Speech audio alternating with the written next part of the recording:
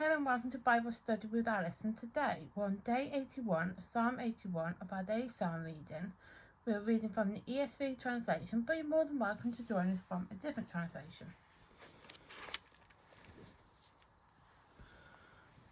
As you can see, we are on Psalm 81.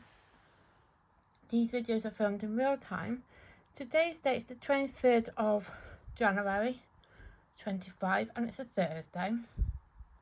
You can find the previous 80 psalms in the playlist below. There is a disclaimer as usual, and that is one, that these videos are unedited and also I'll probably stumble my word in. Let's get started. Oh, that my people would listen to me, to the choir master, according to the Gesif of Asper. Sing aloud to God our strength, shout for joy to the God of Jacob.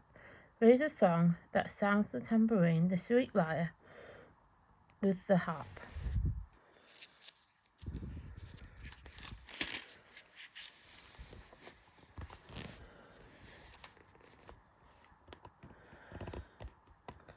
Blow the trumpet at the new moon, at the full moon, on our feast day. For it is a statute of Israel, a rule of the God of Jacob. He made it a decree in Joseph when he went over the land of Egypt. I hear a language I had not known. I relieved your shoulder of the burden. Your hands were freed from the basket. In distress you called, and I delivered you. I answered you in the secret place of thunder. I tested you at the waters of Meribah. Salam. Hear, O my people, while I promise you, O Israel, if you would but listen to me, there shall be no strange god among you. You shall not bow down to a foreign god. I am the Lord your God, who brought you up out of the land of Egypt. Open your mouth wide, and I will fill it. But my people did not listen to my voice. Israel would not submit to me. So I gave them over to their stubborn hearts, to follow their own counsel. Oh, that my people would listen to me, that Israel would walk in my ways. I'll soon subdue their enemies and turn my hand against their foes. Those who hate the Lord would cringe towards him, and their fate would last forever. But he would feed you with the finest of wheat, and with honey from the rock I will satisfy you.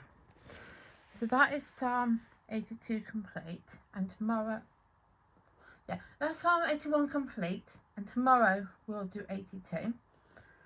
So that's the first half of the video complete. So now the second half, we will talk about the psalm, and we will talk about the time period that the psalm is written in. So before we get into that little bit, I do want to explain briefly a bit about the time periods. So there's like 3 sections, 2 link up and 1 don't. So the one that don't are psalms that have a time period and an event that links to them, or even just a time period. That's actually a really good thing, because it's really good to know when a psalm is written and have a time period linked to it, because I have to admit I'm one of those people that quite likes that, but we do have to accept that there are going to be those that have a time period, like the psalm has no time period linked to it, so it'd be unknown.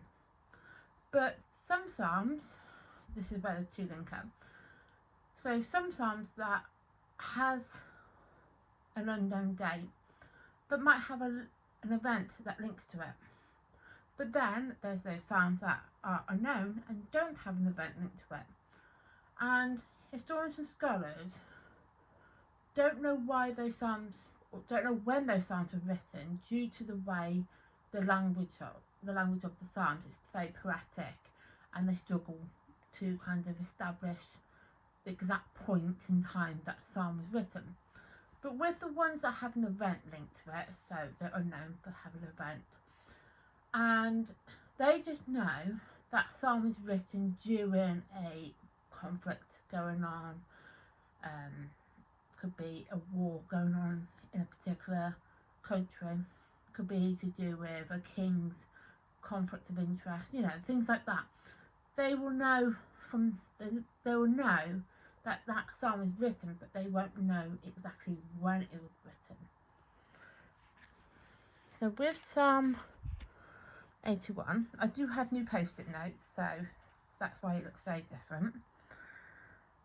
And Psalm 81 was written in 750 BC. Obviously, for those that don't know, BC is before Christ, AD is after Christ. Just so just in case you didn't know. It's a festival psalm that encourages people to worship God, remember his promises, and repent. It also warns against the danger of other gods. When I say other gods, it doesn't actually mean other gods, as in God.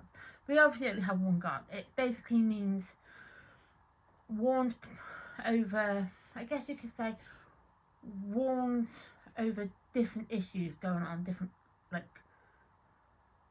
just that you follow God's way of life, not kind of going away from God's way of life. That's basically what that means. It means, it warns you that you don't go away from God. It is a bit of a weird way of wording it, but that's basically what that would then mean. And promises that God will help his people. And obviously we want God to help his people. We being his people, we want God to help us. So he basically, or what the psalm's basically trying to tell us in modern day way of thinking, or how we can interpret it into our own way, is instead of following leaders of countries and what have you, we follow God's teachings, God's way of life. We want him to be there for us. We want to become like him, to eventually obviously get back home to him, but just to be like him more than anything. And it was mentioned just once, and it was mentioned in verse 7 is the word salam, and salam will mean, is a rest, a pause, or reflection. So how I understand it,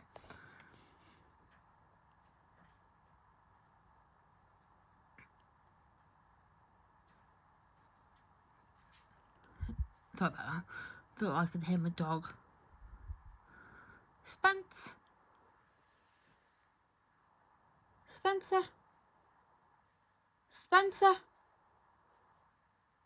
Spencer.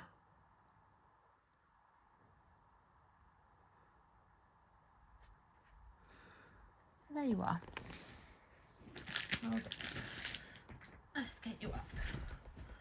Okay. There you go. You can have my dog on camera now. Just I could hear him, so I just wanted to make sure he was okay. And that's what you are. You're okay. So so my interpretation of salam. Now he's got his paw on my hand now, bless him. Oh, that's actually cute. So my interpretation of salam is it's a bit before. So obviously this is reflection. So with reflection, my interpretation is the bit before. So it would be the verse before. So it's obviously at the end of 7. So it would then mean, in distress you called, and I delivered you. I answered you in the secret place of thunder. I tested you at the waters of Meribah. So my interpretation of Salah is that is reflecting on that part, not reflecting on the whole of the psalm. It's just reflecting on that part of the psalm. And because obviously psalms are songs, and that they are meant to be sung, if anything. So the pause and the rest is you pause and you kind of it's how you would do it in a song. When you're singing, you do take a pause before you go into the next verse. And also, you want to rest your vocal cords. You don't want your vocal cords being strained on singing. So you kind of take a break to rest your vocal cords. So that is my interpretation of Salam. Obviously, in this case, it'd be a reflection. I see them as a reflection, especially when there's only one of them. If there was a psalm that had multiple salals in that psalm, I would then say it is a pause or a rest from singing. But when it's only when it's like one, I would say that's more of a reflection. That's, like I said, that's just my interpretation of it. I'm not saying that interpretation is going to be correct, because everybody's got their own interpretation of how things are written in the Bible. So I'm going to write in, my dog will let me, I'll write in the day and the date. So it's day 81. I am left-handed. Bless him. And we're on the 23rd. Had to think then. 23rd of January 25. And then tomorrow we will go into, oh gosh, my camera's going all over the place now.